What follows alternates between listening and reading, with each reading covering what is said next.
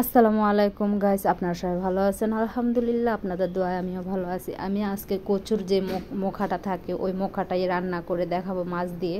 এটা ইলিশ মাছ দিয়ে রান্না করলে বেশি মজা হয়, কিন্তু আমার ইলিশ মাছ নাই, তাই আমি আজকে তেলাপিয়া মাছ দিয়ে রান্না করতেছি।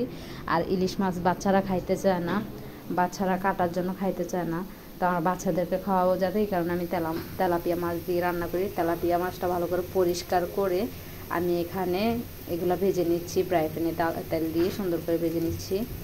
আমি এগুলা ভেজে নিয়ে এক সাইডে রেখে এখানে কড়াই বসাই দিছি। আমি মাছের তেলটা এখানে দিয়েছি, পেঁয়াজ দিয়ে দিছি।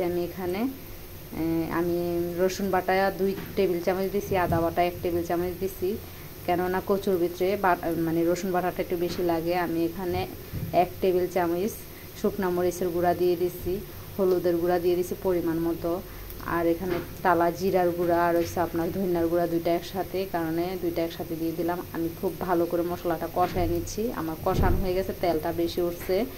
আমি এখন কচুগুলা দিয়ে দিছি, কচুগুলা দিয়ে ভালো করে রান্না করে নিচ্ছি। আমি কিন্তু কচুটা হালকা ভাপ দিয়ে নিছি, একটু ওই হলুদের গুঁড়া দিয়ে পানি দিয়ে ভাপ দিয়ে নিছি।